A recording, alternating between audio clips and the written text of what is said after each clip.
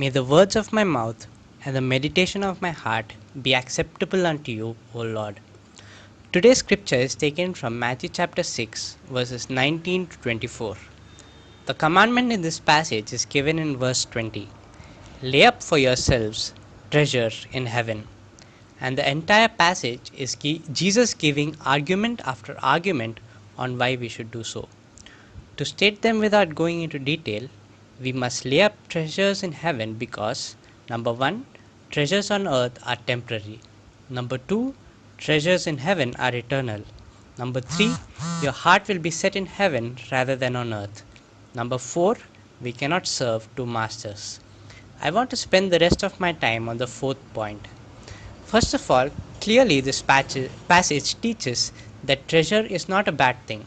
In fact, there is no place in the Bible at all where treasure in and of itself is seen as a bad thing. Rather, in and of itself, it is always seen as something good. And rightly so, because treasure is God's idea. Because He is a loving God, when He built us and placed us on the earth, He built us in a way that we could enjoy what was in it.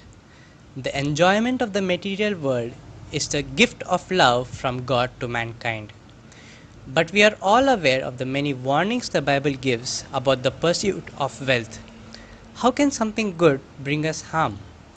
The Bible teaches that the problem is not so much in the treasure itself, but rather in us.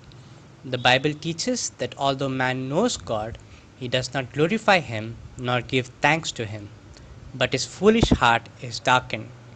And in his rebellion, man takes the gifts of God and puts them in the place of God.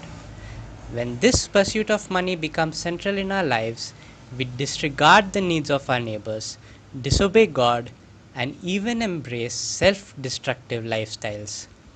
Paul goes so far as to say that this treasure can be so seductive that it leads people out of the faith, and Jesus himself warns us that they choke the word planted in us, leading to fruitless lives. Now, coming back to the passage, if treasure is so dangerous, why would Jesus tell us to store up treasures for ourselves in heaven?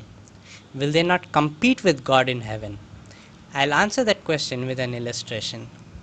This is a box some of my closest friends and my family prepared for me to take with me to Kharagpur. It's got a painting, some verses, some messages, and some blank bits of paper.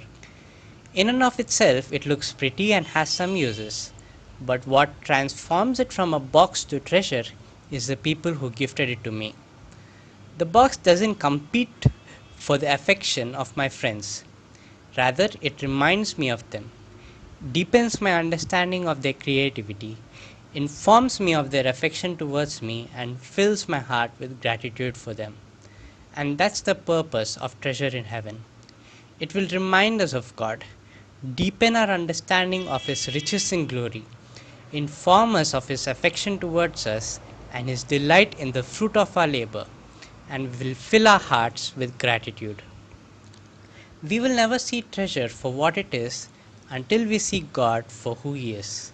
And because on this side of death we see through a glass dimly, it is so much better for us to store up treasure on the other side, where we will see Him as He is. As Jesus says, lay up for yourselves treasures in heaven. Thank you.